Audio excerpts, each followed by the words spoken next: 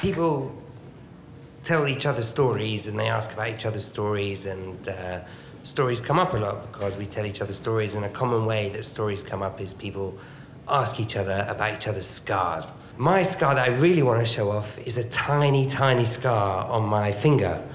And I say, oh, well, what about my tiny scar on my finger? Have you seen this scar? And they say, I haven't seen the scar. I say, this is a very important scar to me because it reminds me that I am a hero. How I got the scar was I used to be a manager of a wildlife camp in a wildlife area in Zimbabwe, a huge, sprawling mountainous area where there were elephants and all kinds of exotic wild animals. And in the middle of it, there was a kind of campsite where people would come and stay and they'd go and explore the area. And I was the manager of the campsite. And because of this, people thought I was very knowledgeable about wildlife and that kind of thing. And it wasn't a game park, it was just a wildlife area.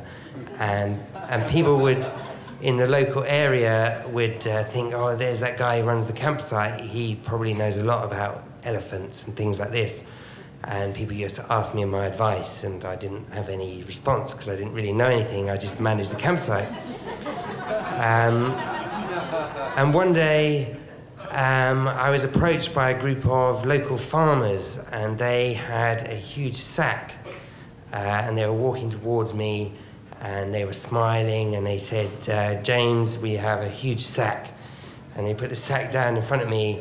I said, what's in the sack? And they said, in the sack there is an enormous python, a huge snake, and we have set an illegal trap, a wire trap to catch small animals, and by accident we've caught this python, and we have certain magical properties that are attributed to the python, and also we know that you're sort of into conservation and stuff, so you might want to rescue the python, and we want to help you do that. And the sack was writhing, there was obviously some huge animal inside it, and he said, okay, well, let's have a look at what is going on here. And we all got the sack, and we got the corners of the sack, and we all looked inside the sack, and we all peered down, and indeed, there was an enormous python in the sack. And you could see around one of its thick kind of parts of its body, there was a wire, like a piano wire, just a wire just wrapped around it, and this was part of the snare that it got caught in. And they said, okay, James, how are we going to get the wire off of the python? I said, I don't know, really. I don't know anything about pythons, but I guess the first thing, we're going to have to get the python out of the sack because it doesn't look very happy. And they said, we agree with you, it does not look very happy. That is why we put it in a sack and brought it to you. And we looked at it, we spent quite a lot, in my memory, you know, stories get exaggerated over time, but I remember we spent quite a lot of time looking at the python. And when you see a python in a zoo, they're very sedentary, they just sit there, and in fact, when you go to a zoo, they're quite boring to look at because they're asleep. This python was very much awake and was not best pleased about having a wire around it or being in a sack. So he stared at it for a bit and stared at it for a bit and said, okay, we're going to have to get the python out of the sack. And how we're going to do that is we've watched wildlife films on TV and stuff. We're going to have to get the python by the back of the head, and then we'll be able to remove it, and then we'll all hold the python, and then someone will get the wire, and they'll untangle the wire from the python, and it will be terrific, and then we'll be conservation heroes. We'll be heroes for rescuing the python. And so we thought, that's a great idea. And then we looked back at the python, and we thought, how are we going to grab the python's head? We said it, and we said, well, one person said, I've got an idea. I'm going to create a noose, and we're going to put the noose in the sack, and we're going to lure the python's head into the noose, and then grab the head, and then we'll get the head and we'll pull it out, and then everyone else grabs the rest of it, and then we'll be able to do this safely, and when they will rescue the python, and we'll be conservation heroes. And they put the noose into the sack, and they tried to lure the head of the python into the noose, and failed. And I can't remember times, but it seemed a long time that this wasn't working. And it seemed, what should we do next, James? I was thinking, and I'd seen the TV shows, and I'd read some books, and I knew about snakes, and I was thinking, I know cobras, if they bite you, you will die. And vipers, if they bite you, you will die. And rattlesnakes, if rattlesnakes bite you, you'll die. But pythons don't bite you. Pythons are constrictors. And the way that they would kill you is by squeezing you.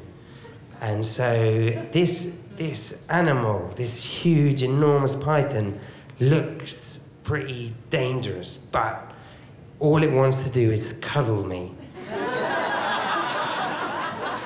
And I know that pythons do not bite, because rattlesnakes bite, cobras bite, pythons, they just want to squeeze you.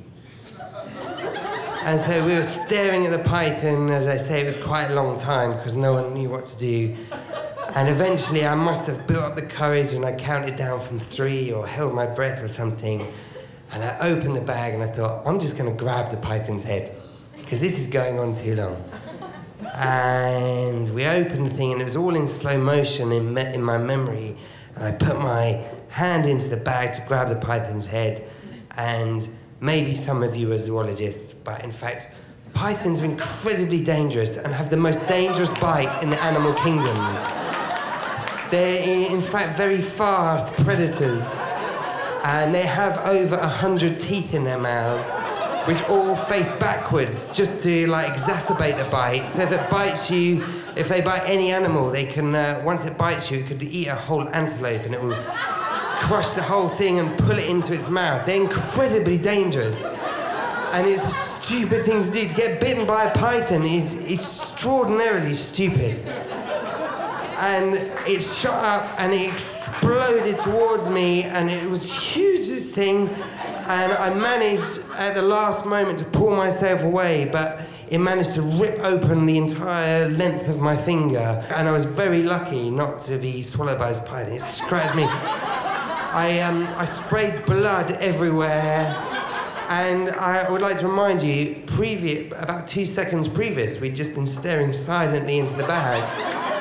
It was only that I was the complete idiot and decided that I would put my hand in the bag. Everyone else knew that was stupid, and that's why we were making nooses and things. And so I just suddenly decided to put my hand, and the blood was awful, and I was extremely embarrassed. It was horribly embarrassing, and I was now injured and unable to take part in the heroic conservation effort, which everyone was really looking to me to lead, really.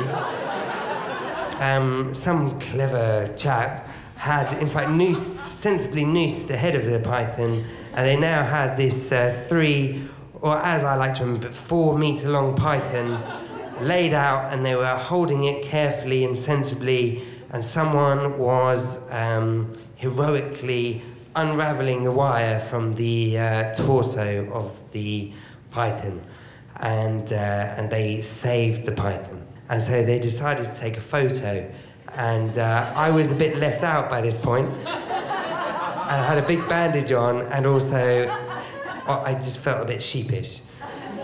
And there's now a brilliant photo that I have that I maybe one day will put on my mantelpiece of all these heroic chaps holding the python, and as you pan across, they've got the head of the python and the torso, and at the very end, I'm allowed to hold the very tip of the tail of the python, and I look really miserable and rather embarrassed. But why the tiny scar reminds me that I'm a hero is because Later on in the evening, we were all very pleased with ourselves, and we had dinner together and maybe had some drinks. And people kept walking up to me and saying, "I hear you're incredibly brave. You're a very brave man, and we really respect you for what you did today." And I was saying, "Well, it was embarrassing. This is an awful day for me. I wanted to be a conservation hero, and I failed." And I got bitten because I watched too many TV shows, basically. But it kept happening. Women from the village were coming to me and saying, "We heard about today. You're very brave, and we think you're a wonderful man, and well done." And so I was thinking, what is this weird? Why do they all think I'm so brave? And it transpired that in the local African mythology, the tip of the python's tail is the most dangerous part of a python. Were the tip of a python's tail to touch you, you would die instantly. So as I came out of my sort of first aid situation and said, "Which bit can I hold, because I want to be in the photo?" they all said, "Oh, hold the tail." And so, in fact, certainly in that particular local area, I'm a hero, and that scar will always remind me that I am a conservation hero. Thank you.